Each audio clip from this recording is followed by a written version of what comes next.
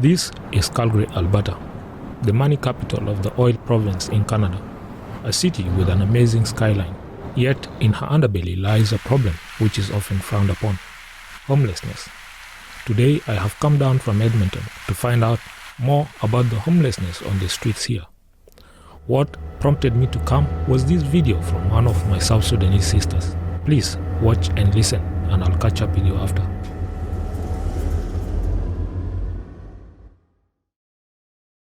Salam leta ya manyok. I hope you are doing well. So na fikira lele kida na mulukire. A quick video respond la comment akire.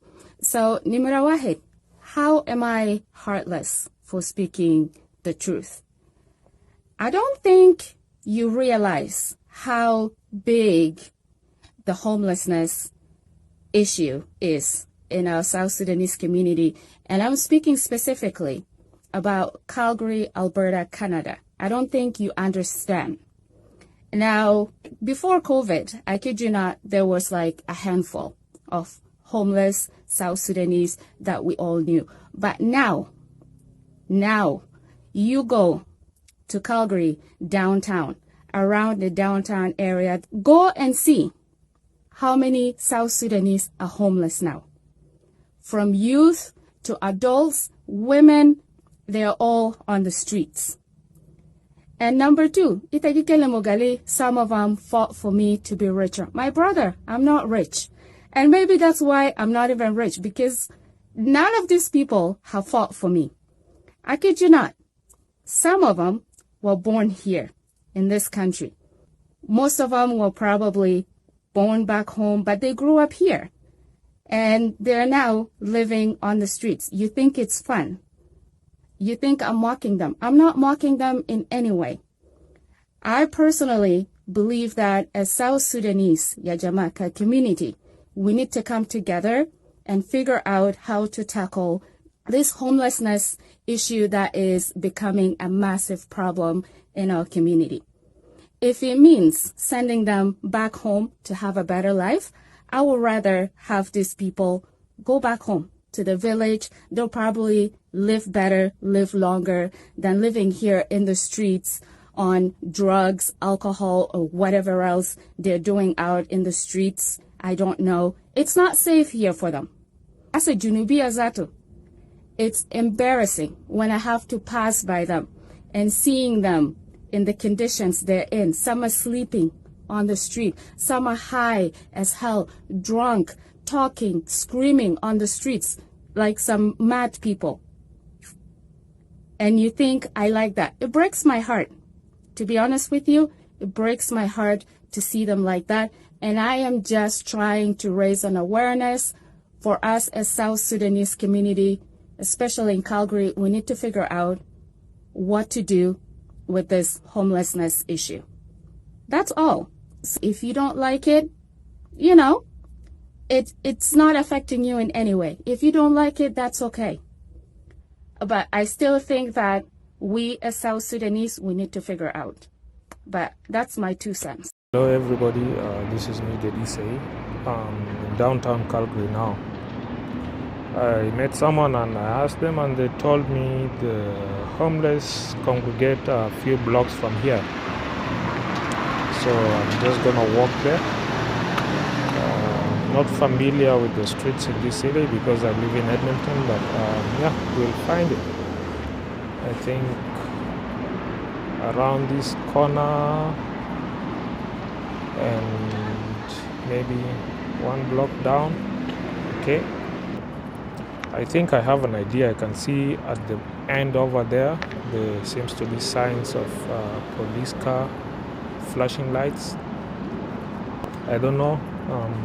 Maybe that should be it, I think. But yeah, it's still beautiful out here.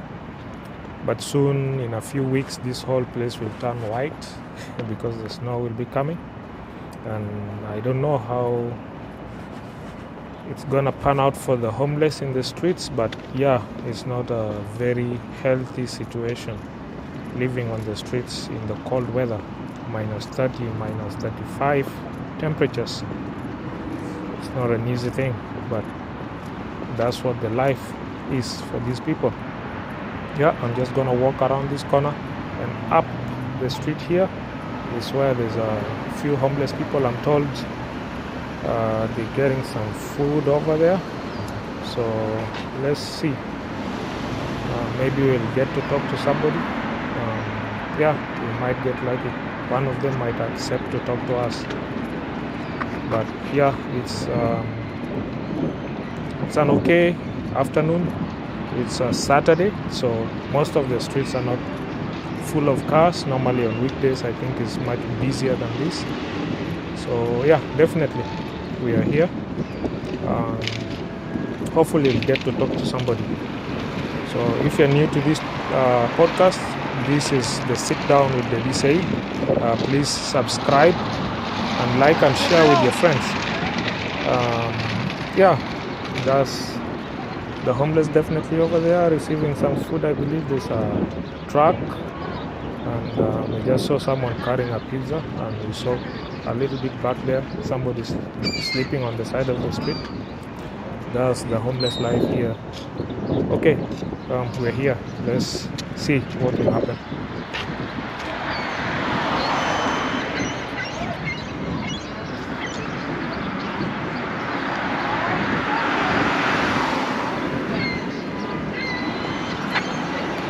So my name is Jesse, and my dad was a heroin addict, and he used to use heroin on this block. And some men found my dad shooting heroin, and they brought him to a recovery center, and it saved his life. And then he was 5 years sober, getting other people off the street in recovery, and ended up passing away in a workplace accident.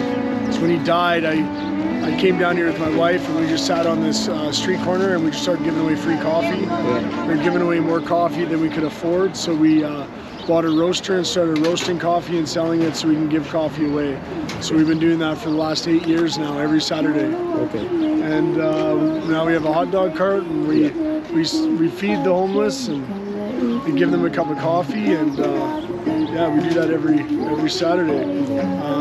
Over the years, we find the homelessness has gotten worse. The problem of homelessness is getting increasingly stronger. More and more people are becoming more addicted to substances and alcoholism, and we're just here to try to bring them hope and try to bring them peace and try to find them a relationship with God.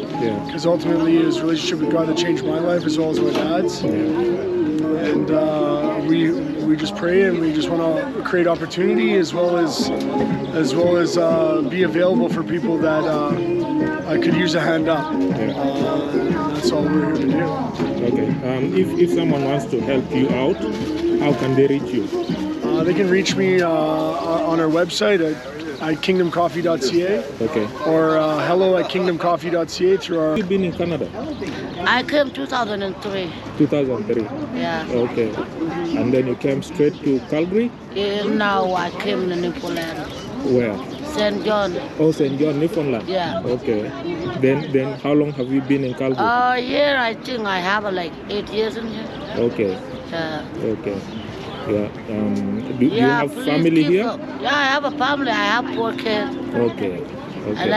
And my husband is here too, but we separate long time. Oh, you separate? Yeah. Okay. But he live in Calgary? Yeah. If someone want to reach you, are you on Facebook, media? I have a Facebook. Yeah. You have a Facebook? What's your name on Facebook? In the Facebook, Elizabeth Choltut. Elizabeth Choltut. Yeah. Okay. And you have a phone number? I have a phone number, but I don't know my phone number. Okay, I will write it down. Maybe someone wants to help. Then I need help for real. Okay. Yeah. Okay. I need help for real. And you will put it in your phone. Okay. You will call yourself, right? Okay. Because I don't know my number. My kid visited yesterday. Okay. I don't know my number. Okay. Yeah. You guys, you need to keep going like that. Yeah. The people need help. Yeah. You know? Yeah. Not a joke. People need help. Yeah. Look at Sudanese kids die here. How many kids die here? Okay. You know? Okay. So sometimes you can get a good food, you get mad. Yeah, sometimes. Now you do suicide yourself. Yeah. You know? Yeah. Because Peter, check like that. life is difficult. Yeah. It's a better you don't come to North America, but like back home is a good better than here. Okay. Yeah, back home is a better than here. Yeah. You call yourself? Yes, I call and save my number there. Okay. Yeah. I write my name, South Sudan. Okay. So you know. Good. Coming to meet Uncle Joseph, who is a social worker, to just figure out what's the homelessness situation, and hopefully we'll discover if there's a solution for it or not.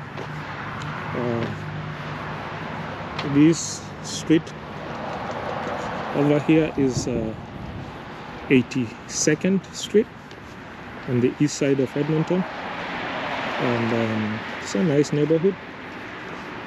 Over there you can see there's a school, right? And further down this road is the Commonwealth Stadium, where the Women's World Cup and the rugby tournament was played. And you can see a bit busier further down. The lights down there, the next street is 118, which is very much common to the African community. There's a lot of African businesses on that street. And this here is the new Farmer Resource Center. I'm here with Uncle Joseph. Yes. Thank you, Uncle. Welcome. Thank you. Yeah, welcome. Yeah, I'm just with Uncle Joseph here. So we'll go have a sit down and talk some more.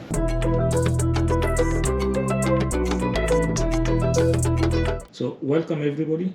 This is the sit down with Dedi Seyi. I'm your host, and I'll be here to guide you through this exciting journey. Thank you so much for joining us, Uncle. Thank you, Mr. Dedi. Joseph Luri Kichere here, commonly known as Luri.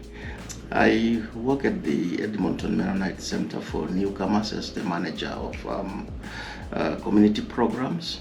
But today we are coming from also the community side as one of the elders in the South Sudanese community. My background, I work with youth as a youth worker, but I also have a social worker background. Okay. A few years ago, a young member of our community was on the streets and unfortunately died. How is the homeless situation in Edmonton now? Well, the homeless situation in Edmonton has not really changed. If anything, it has gotten worse following the COVID in 2019. And so it has been worse than before. And do you feel like there's bright light at the end of the tunnel for the homeless, or it just keeps going worse and worse and we should expect it to just get even more worse? Well, we expect it probably to get worse unless there is so much intervention from the government, the agencies and the community, because the factors that have led to the increase in the homelessness are not being addressed in any way. That is really responsible. What we have seen is some kind of band-aid that is put around the homelessness issue. And so we really need a real solution, and that means collectively, people working together. Okay. So you mentioned the factors causing homelessness. What are these factors causing individuals and families in our communities to experience homelessness? Well, those factors that cause homelessness in our community are broken into so many groups. One category is personal crisis, and this personal crisis, consists of things like losing a job, where if one has lost a job and you're only paying your rent from paycheck to paycheck, and once that paycheck is taken away from your hand, and then there is nothing that you have at hand that would be able to keep that house for you. Hence, you now end up in the street as a homeless. The other issue also within that is the trauma. Most of the people in our community have come from civil war background, and they've gone through a lot of trauma, and that trauma is also transferred to the other generation. And so because of that, it pushes members in the community to become homeless. There is also the issue of mental health. Because of all these pressures, people develop mental health, and so as a result of no attention to the mental health of the folks affected, then you find people becoming homeless because you are no more reasonable to think for yourself and do things that will keep you in the house. Okay. The other issue that we have in the community also is the issue of substance abuse. Yes. That is drugs and alcohol.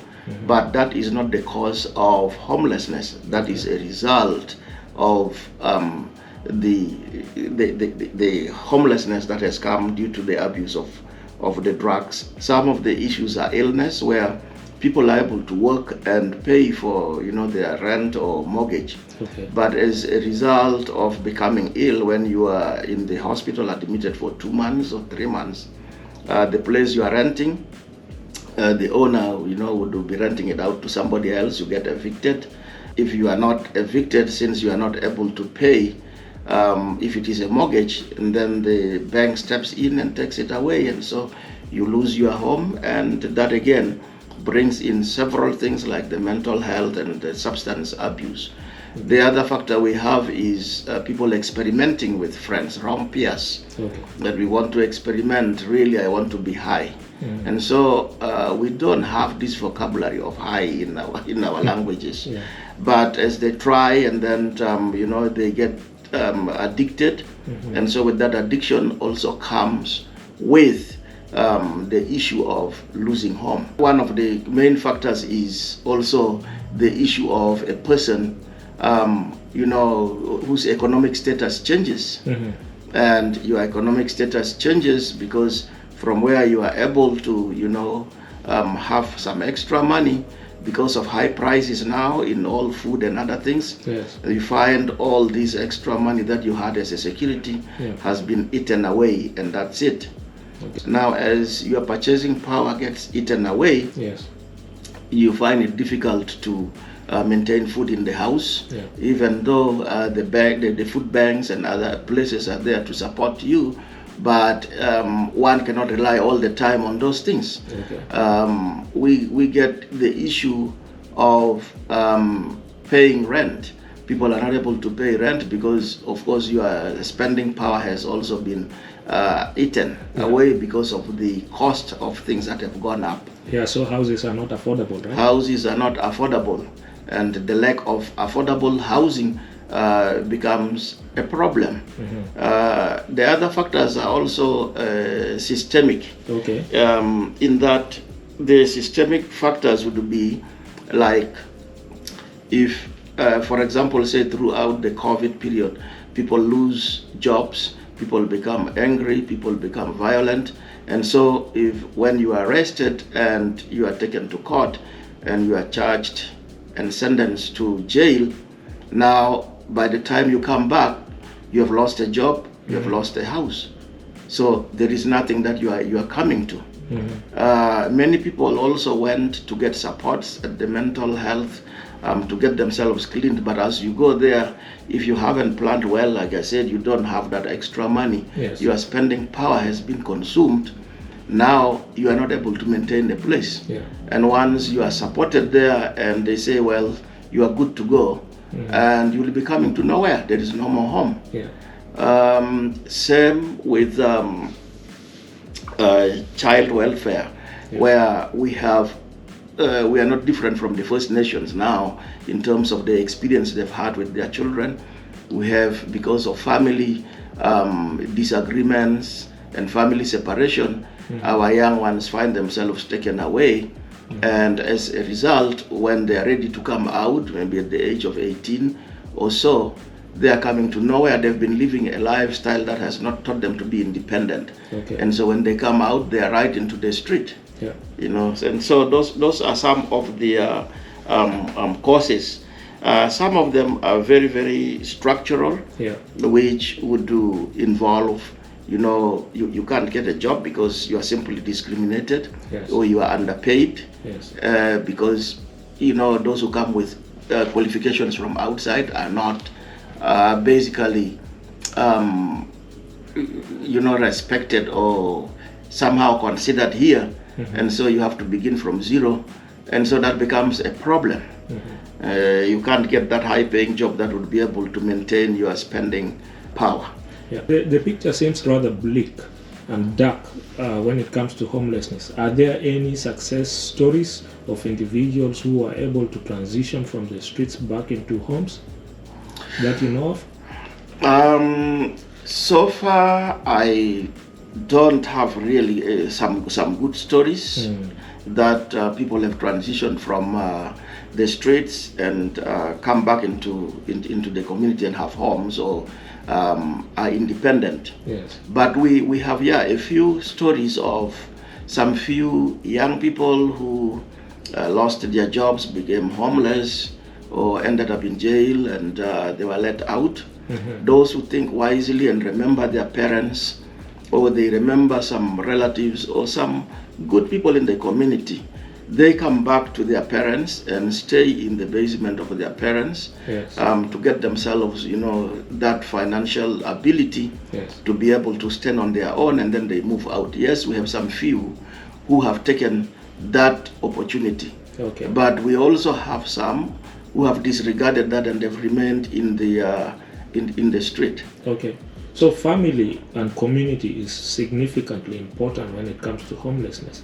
The elders in the community, are they aware of how big and broad the homeless situation is now? The community leaders are aware, the community elders are aware, church leaders are all aware. Most families are aware of the dire situation of the homelessness. But the question here is, what is the solution? How do we work collectively so we can provide a solution? Okay. And so it has been difficult with the community leaders because they don't have the resources. Okay. Each one is also fighting, to maintain their home, to maintain their livelihood. Okay. And a lot of the work that is done in the community is on volunteer service, on voluntary service. Yes. And so as such, really, not much time is given. And so that only relates to our failure, collective failure. Okay. The other is the community doesn't seem to be working collectively together. Like, say, for example, community leaders working with youth leaders and working with church leaders. Yes. Each seem to be kind of a distinct group. Yes. And so when we are divided, we cannot provide a solution. There could also be lack of information to those affected, where they can go get help. Okay. And how they can get those supports. But for some also, it has become a lifestyle, and so they really don't care where to go for that help and that support. And yes, I would say the community leaders and everyone in the community is aware of the homelessness and the impact of that has caused problems on our young ones. Yes. Not only the young ones, even our older ones. Okay. Unfortunately, our young ones are the future, and we are losing a future here. So you've worked with the youth in Edmonton. So you mentioned about resources. Do you know of any available resources in the greater Edmonton area that the homeless youth from the African community generally can access? Well, there are quite a few resources that could be used.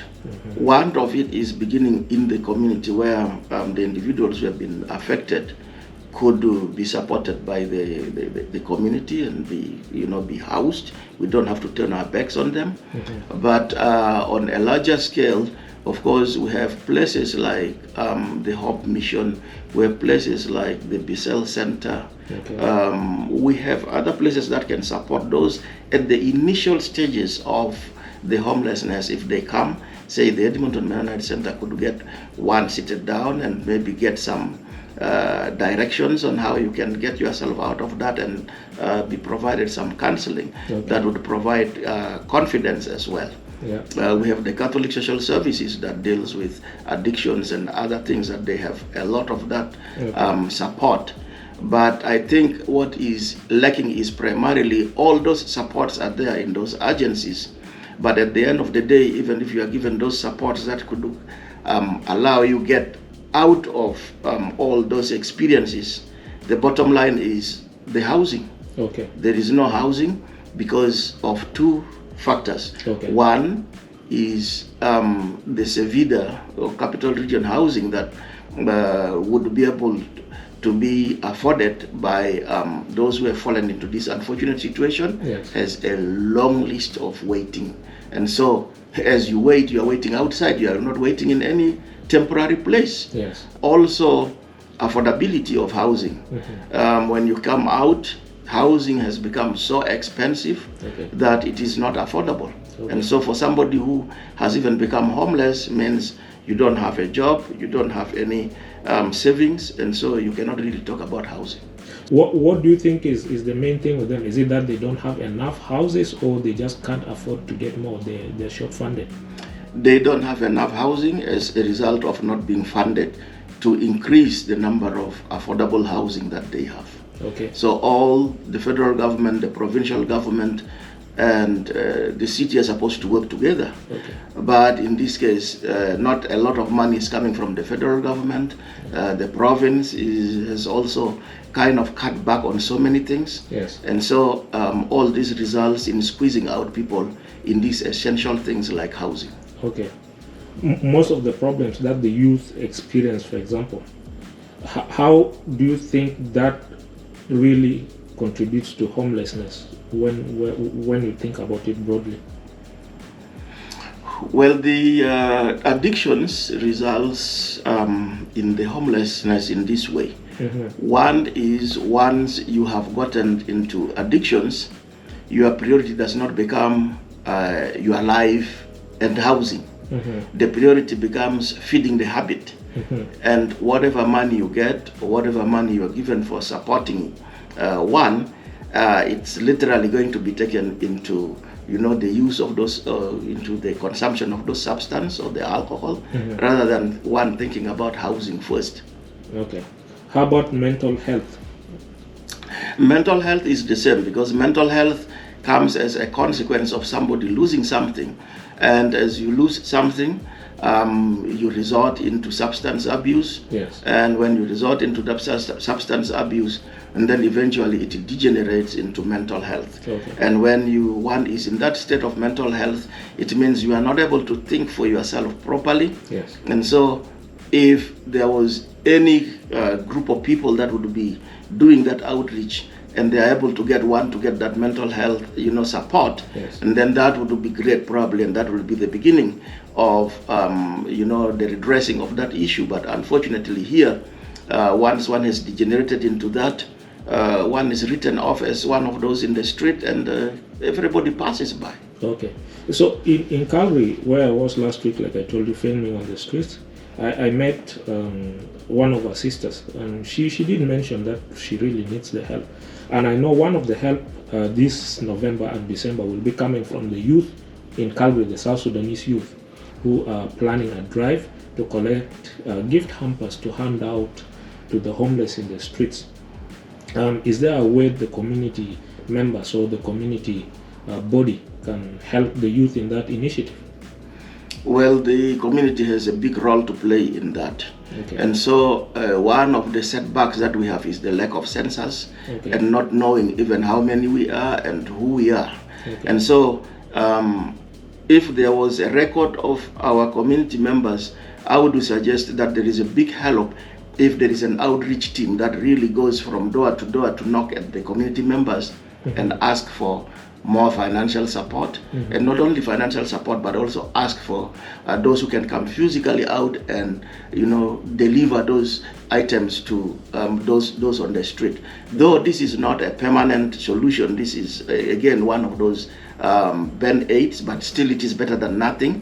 The solution is really for the community to begin getting their hands together, and I think with little donations from our individual families and individual hands, we should be able to rent a structure and house these few people and be able to get them to get the supports that they need, get the jobs that they are able to do, and then get on their feet. Okay. We really have the solution at our fingertips, but the lack of working collectively and the lack of a group of people who can go after these resources is a challenge. Okay, and then also, is there a way the community can maybe put up committees that can work on homelessness and write policies and write initiatives and maybe find funding through government agencies or any non-governmental organizations that are out there?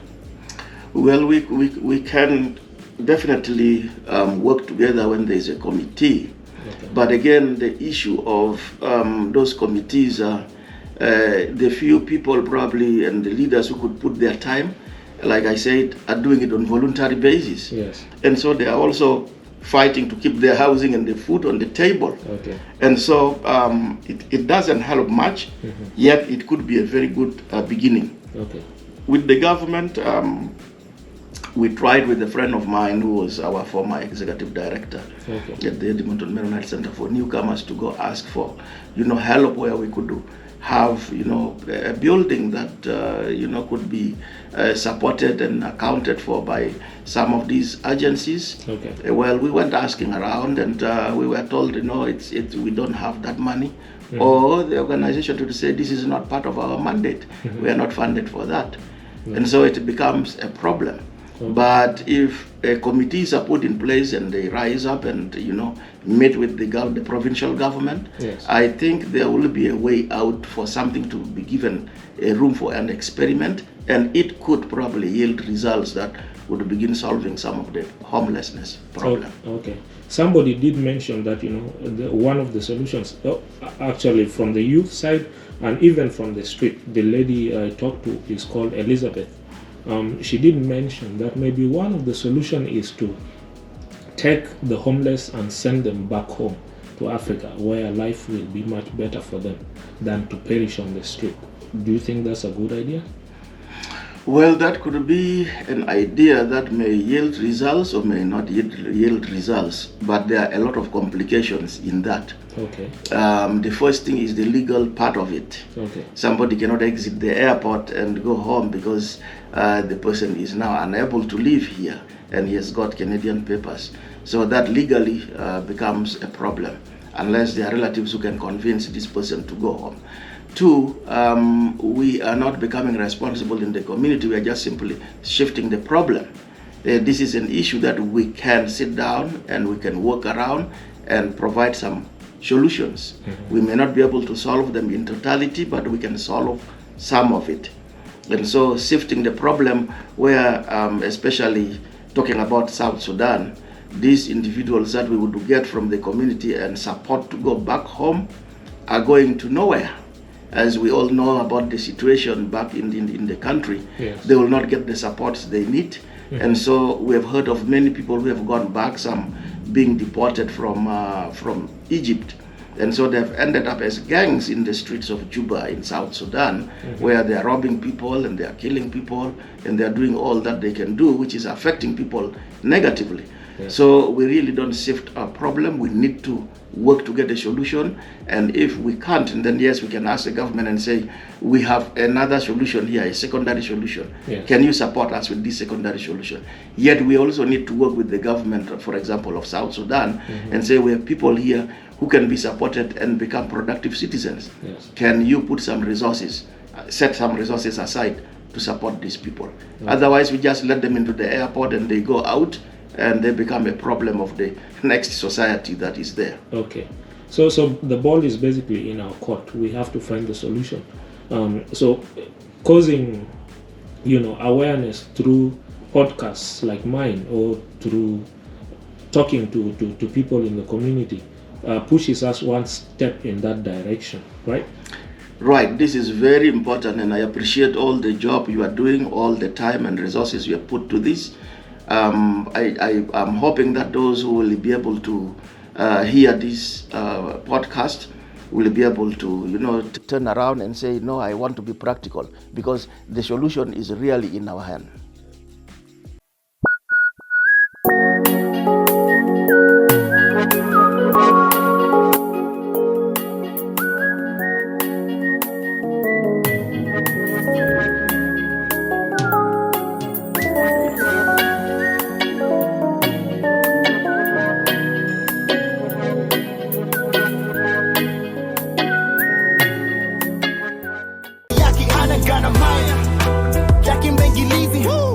you, I am the GOAT, so take it easy. The greatest of all time, and I'm so easy. Mata du ulana hasiyana busy, yaki ana gana maya. Tawali befire, mi bidaya la hadi nihaya. Rappers kulu carry tires, zaman takun zatu khalas get expired. My suan lakin narana mezaya.